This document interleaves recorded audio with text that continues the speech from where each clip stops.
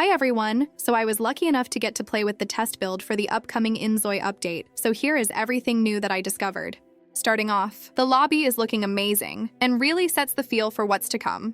Heading in to create a Zoi, you can see that Zois now have temperaments, traits, ambitions, and a desired life. You can now choose a temperament for your Zoi as well as 2 traits. There are 15 new traits to choose from, and each one impacts gameplay, adding depth to each Zoi you create. We are now also able to give our Zois ambitions. Ambitions work similarly to aspirations in The Sims. Your Zoi will have to complete goals to work towards completing their set ambition. There are 10 different ambition categories to choose from with multiple ambitions in each one. You can also change your Zoi's ambition at any time during live mode, which we will dive into later in the video.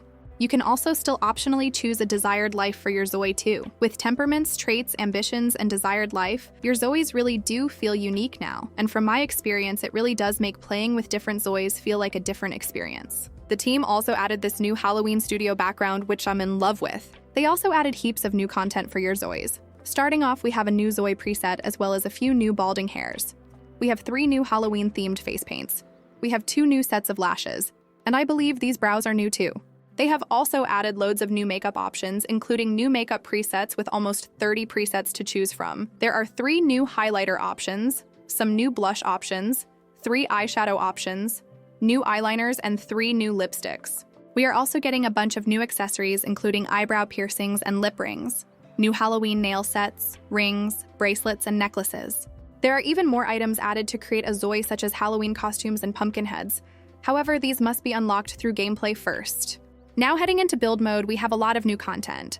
First of all, we have loads of new Halloween decorations, as well as the functional trick-or-treat candy bucket. The Halloween decor must be unlocked by giving candy to trick-or-treaters. And secondly, we have lots of new items for the new funeral event, such as gravestones and caskets. The team also added various different special affects that can also be placed down in build mode. Jumping into gameplay now, and I first want to show you guys the new trick or treating feature. In order to be able to do the new trick or treating event, it must be fall in your game. If you don't want to wait, simply use this cheat and you're good to go. Now that we are in the right season, we are going to need to place the candy bucket down in build mode. To begin with, you won't have any of the new Halloween decorations as you need to unlock them, but you can still use some special affects or even some gravestones. Plus, if you click on Edit Street, all of the decorations will be available to place on the street.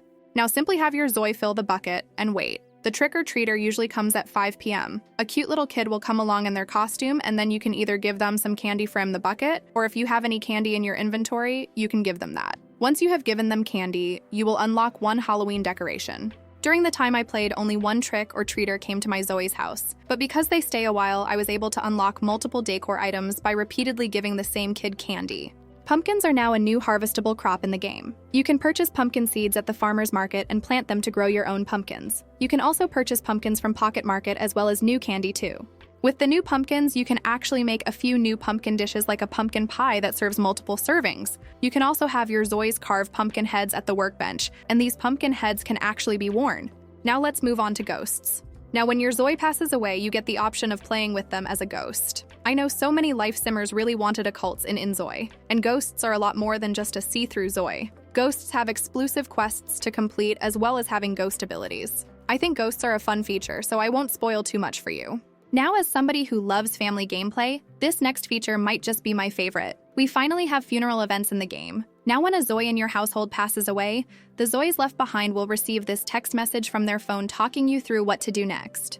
The cemetery and the funeral home/crematorium site have now been added to the map. After a Zoi passes away, you can travel to the funeral home and retrieve their urn. Once you have the urn, you can go to Edit Schedule and plan a funeral for them, and you can invite up to 8 mourners to attend. Funerals worked beautifully for me. All of the guests showed up in the right attire. There was a real somber atmosphere, and the guests autonomously interacted with the coffin, laying flowers and paying their respects. Your Zoi can also read a eulogy and can be comforted by other mourners too.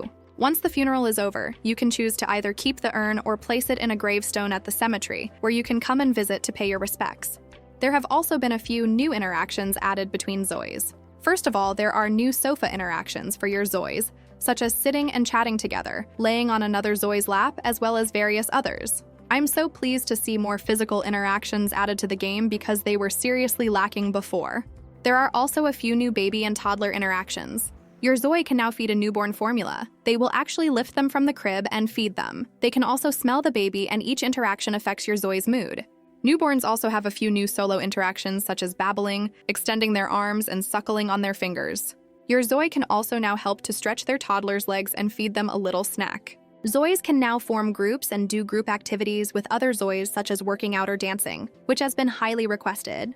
Now for some smaller things I noticed. I found that the world felt much more lively with lots of Zois walking around, adding much more realism. Needs decay has now been adjusted to fit whichever game time speed you have set in settings. I found that my Zois felt a little more difficult to take care of, but in the best way. Driving in prison also got some improvements as well as the UI being updated. I also found that urges were much more meaningful and really aligned with my Zoi's traits and ambitions, and it really helped guide my gameplay. You can now hide the UI by simply pressing Ctrl U, and you can get the UI back by pressing Escape. There is now a tweak appearance button that takes you straight into Create a Zoi, and you can now access the photo mode through your Zoi's phone. I also noticed when playing that my Zoi got a few new messages, such as being invited to be workout buddies and even someone inviting my Zoi on a date. And that just about covers everything new I experienced while playing with the test build. Honestly, I'm super impressed with this update, and it makes me super excited to see what they do next. Huge thank you to Craftum for giving me early access to this pack. If you guys have any questions, feel free to comment down below, and if you enjoyed the video, please consider giving it a thumbs up. See you guys in the next one.